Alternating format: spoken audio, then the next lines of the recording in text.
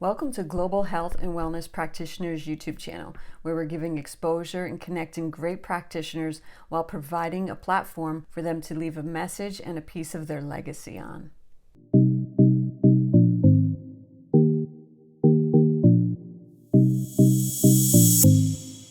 So hello and welcome. We're speaking to Katie Augustyn, and she is a transformational coach, a spiritual intuitive guide, a shamanic practitioner and healer, and she runs a center, a transformational center in Westport, Connecticut. It's called is it called the Transformational Center? Yeah, Stephanie, it's TransformationCenterCT for Connecticut. CT.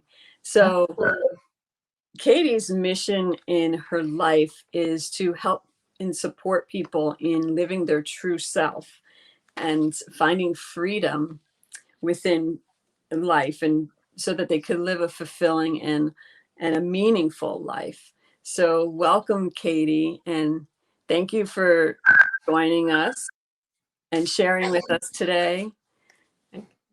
If you would like to add anything to your introduction, or if you want to just jump right into our topic.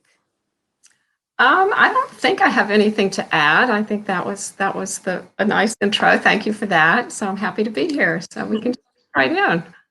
So Katie's going to be talking about living a meaningful life and living from like a soul purpose. So if you would like to start with how you kind of got into that, I think we should start there. What kind of inspired you? Yeah, that's a really good question, Stephanie. I think I got fortunate in meeting some people that, for me, there's no accident. So I don't want to say it was an accident, because I think it was meant to be. But, I had a really good life, married with a wonderful son and husband, and living in this beautiful town. And, I just had this kind of feeling that there was something missing in my life, and I wasn't sure what that was. It just didn't feel like I had as much meaning. Perhaps that was what was missing, was meaning. And I met my now mentor and colleague, spiritual colleague, Kathy French, and she was teaching a class in energy healing, spiritual energy healing, called One Light Healing Touch. And she had a little introductory thing with several people at someone's home here in Westport. And it just intrigued me, and at the end she said, "Who's interested in doing this?" And before I knew it, I raised my hand. I'm like, did I just raise my hand? That kind of thing, where my heart knew, my head was going like, what? What is this all about? My heart, and I follow my heart. And that's what I learned to do, basically, is follow my heart and see where it leads. And from there was other different courses. I continued with the energy healing. I became a transformation coach through Coaching for Transformation. What a surprise. That's the name of the organization that runs it. I did a master's degree in leadership. And then I started learning about shamanism. And that was another really intriguing area that I did not know anything about. So I did the training and certification in that and became a shamanic practitioner. So that's one of the modalities I use. What I love about all of this, Stephanie, is that it really just allows us to get back to who we are, who we truly are, because I think we came into the world like this perfect being, and then things happen, as our life goes on. We get all this cultural programming that comes on. We should do this, we should do that. And before we know it, we're asking ourselves, what's wrong with me? There's something wrong with me. People keep, telling me I should do this, and I don't want to do that.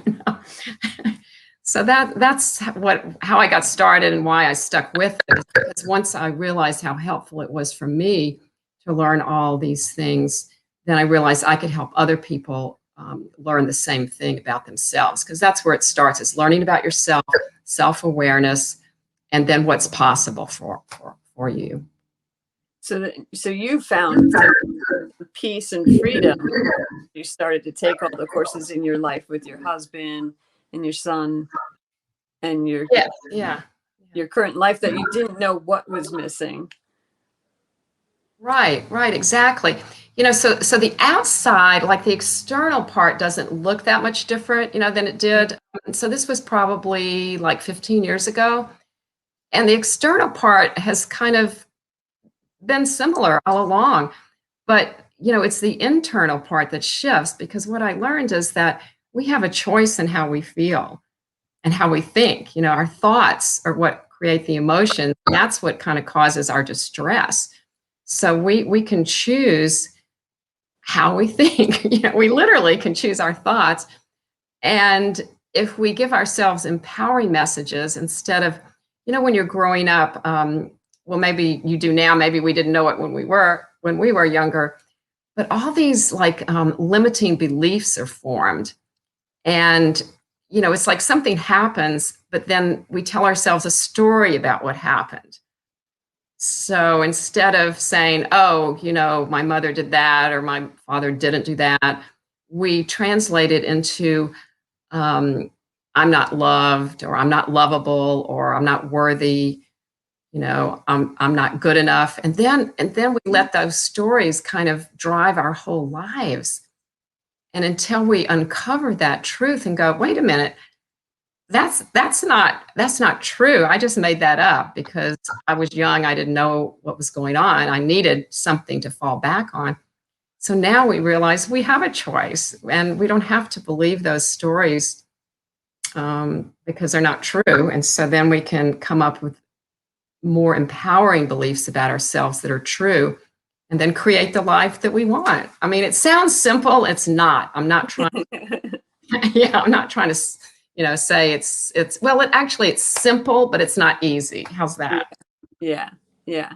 And then almost like when you find your truth and we take our story back, it's like we're not looking for external information to tell us how to live and to tell us our truth.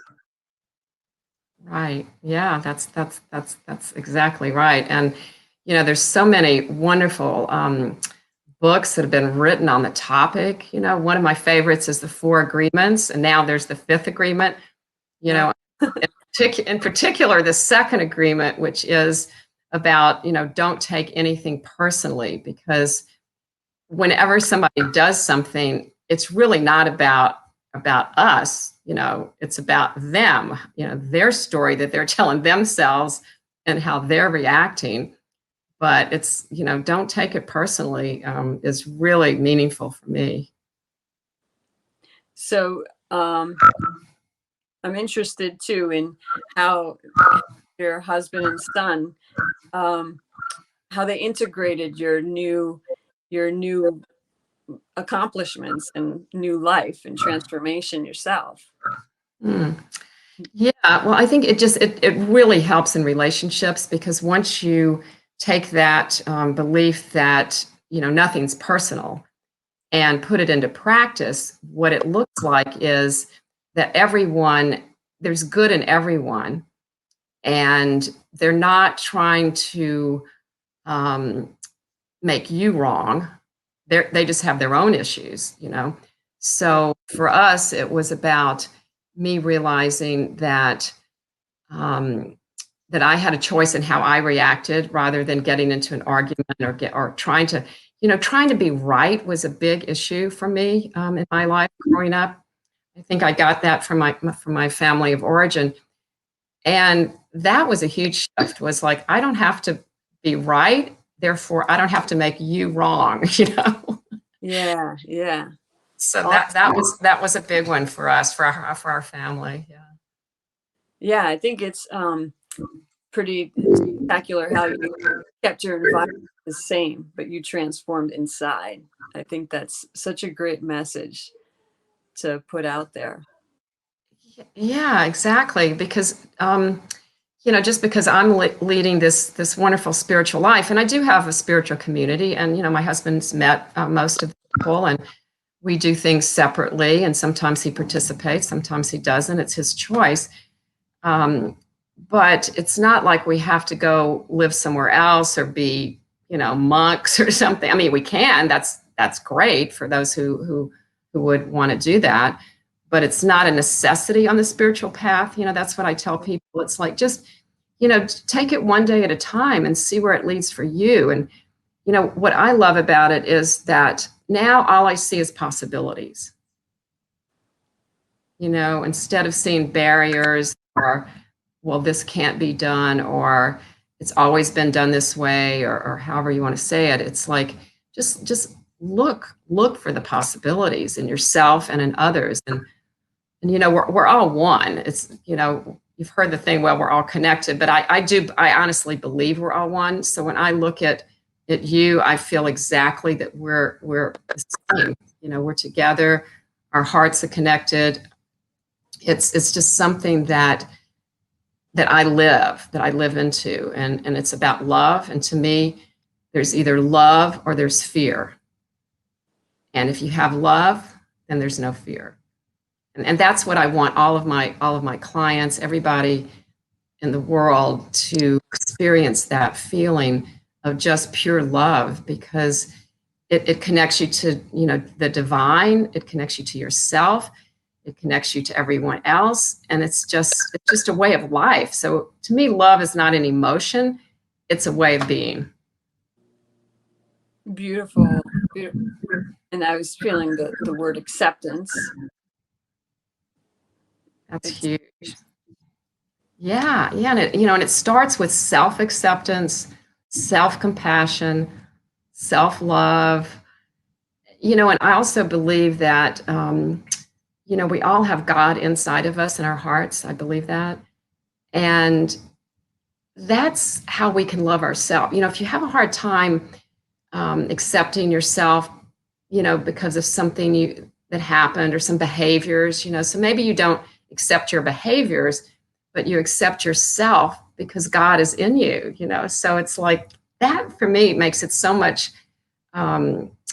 easier in a way to say I love myself because I love God. And to move through life a little with more ease and grace. Yeah.